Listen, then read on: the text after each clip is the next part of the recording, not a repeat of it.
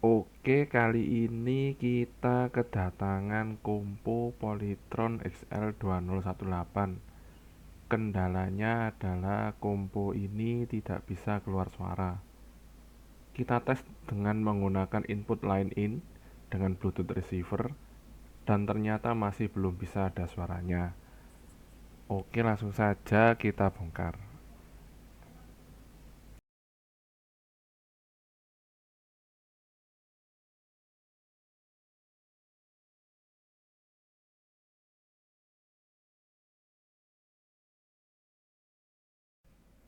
Nah, ini adalah bagian dalam dari kompo ini. Terdapat power supply, audio processor, digital processor,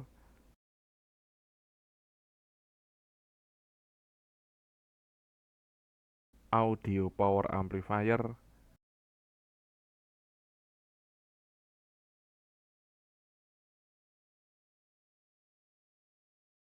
panel depan,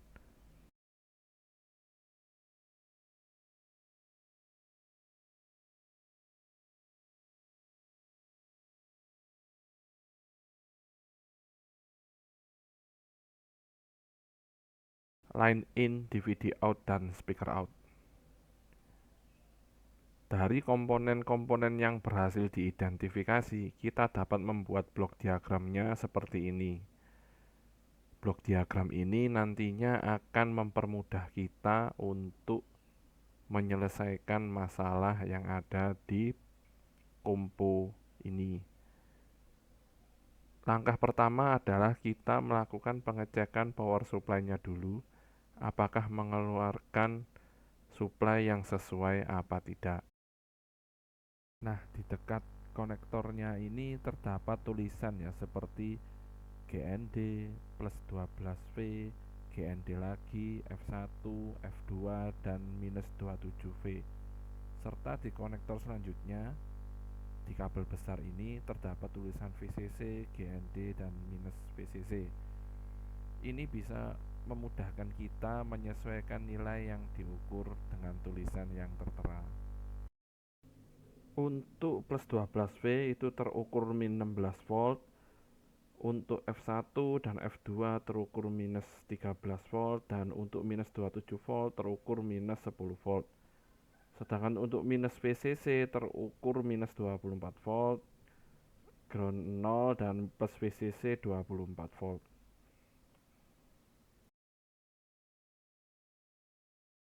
Selanjutnya kita akan memasukkan data tersebut ke blok diagram seperti ini. Nah, di sini terdapat keanehan ya di dalam pengukurannya, yaitu ketika plus 12 menjadi minus 16 volt, F1 dan F2 menjadi minus 13 volt, dan minus 27V menjadi minus 10 volt. Ini mungkin terjadi kesalahan dalam pengukuran atau mungkin juga terjadi kesalahan di power supply-nya. Tapi kita bisa simpan dulu data tersebut untuk kita analisa kemudian. Selanjutnya kita akan mengecek power amplifier-nya. Kenapa kok kita mengecek power amplifier-nya terlebih dahulu? Karena kronologi kerusakan power amplifier ini adalah ketika kompo ini dihidupkan berjam-jam, lalu dia mati dan tidak mengeluarkan suara. Oke, langsung saja kita lepas power amplifier-nya.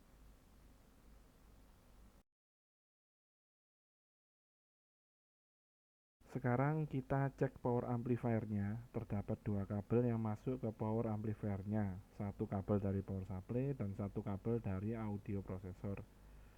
Kabel dari power supply terdiri dari VCC, ground, dan minus VCC yang sama dengan kita ukur tadi. Dan untuk kabel audio processor terdapat PWR, mute, in-L, ground, in-R. Ini merupakan data audio yang dikirim audio processor ke proper amplifier. Mari kita ukur untuk kabel data audio ini. Nah, saya kesulitan untuk mengukur dari depan, maka kita akan ukur dari belakang seperti ini. Untuk PWR minus 1,5 volt, mute 0, in L minus 1,3 volt, ground 0, dan in R minus 1,4 volt. Langsung saja kita masukkan datanya ke blok diagram. Kita bongkar saja power amplifier ini.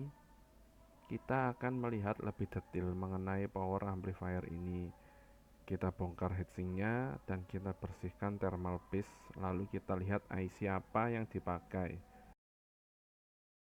Dan ternyata IC TDA8920CTH. Kita download datasheet dan kita pelajari, dan terlihat bahwa IC ini adalah 2 kali 110 watt kelas D power amplifier. IC ini mampu mensuplai 2 speaker hingga 110 watt. Setelah diamati, ternyata ada 2 resistor yang terbakar. Jika dilihat dari datasheet, di bagian typical application diagram, resistor ini adalah resistor RSN yang bernilai 10 ohm dan RZ0 yang bernilai 22 ohm. Langsung saja kita ganti dengan resistor yang bernilai sama. Dan ini resistornya sudah diganti, langsung saja kita coba. Ini kita tes dengan memberi input line in dari Bluetooth amplifier ini dan langsung ke output speaker. Ternyata masih belum ada bunyi suara yang keluar. Ini kemungkinan terjadi kerusakan di komponen yang lain. Nah, kita kembali ke blok diagram. Kita analisa kembali dari data yang kita peroleh. Banyak hal yang masih punya kemungkinan rusak. Contohnya pada supply power dari power supply ke audio processor, lalu dari audio processor ke audio power amplifier. Di situ terlihat bahwa tulisan yang tertera di PCB beda dengan hasil pengukuran. Sekarang kita fokus ke jalur mute yang dikirim dari data audio processor menuju audio power amplifier. Jalur mute ini bernilai 0 volt. Jika dilihat di datasheet, bagian pinning information, terdapat sebuah pin dengan kode mode yang tepatnya di pin nomor 6. Selanjutnya, di halaman pin description, pin mode ini berfungsi untuk pilihan mode standby, mute, dan operating. Selanjutnya ada grafik yang menunjukkan bahwa pin mute ini harus bernilai lebih dari 4,2 volt agar dapat menjadi mode operating. Mode operating inilah yang membuat IC power amplifier ini mengeluarkan output audio. Sekarang kita cek pin mode ini, dia tersambung ke titik mana saja dengan menggunakan mode kontinuitas pada AVO ini. Ini dilakukan karena pin mode ini sangat kecil sehingga kesulitan untuk mengukur di pinnya langsung, serta nanti akan mempermudah pengukuran tegangan yang ada di pin mode ini.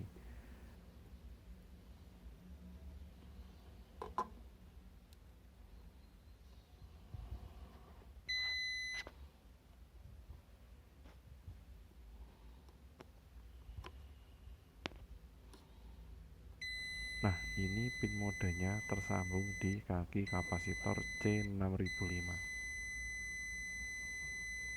Karena kita membutuhkan tegangan lebih dari 4,2 volt di pin mode agar power amplifier ini menjadi operating mode, maka kita akan mencari sumber tegangan yang lebih dari 4,2 volt.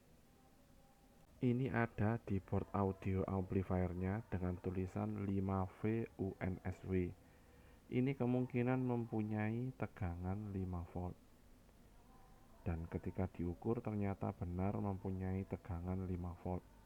Nah, tegangan ini yang nantinya langsung disambung dengan pin mode yang ada di IC power amplifier. Nah, ini sudah tersambung dengan menggunakan kabel dari 5V UNSW audio processor menuju pin mode IC power amplifier. Sambungan pada power amplifier tersambung melalui kapasitor C6005.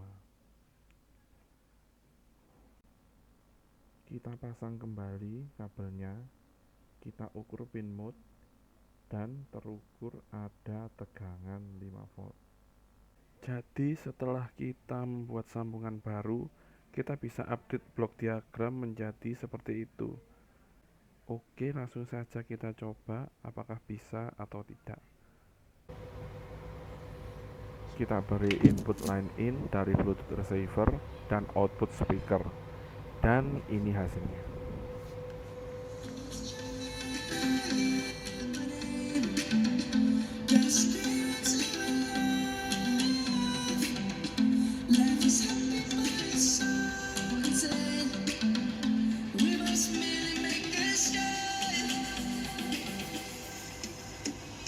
Savannah, I'm coming home. Savannah, we'll never be alone. Savannah, the beauty of the world. Savannah, let's all take a walk. Savannah.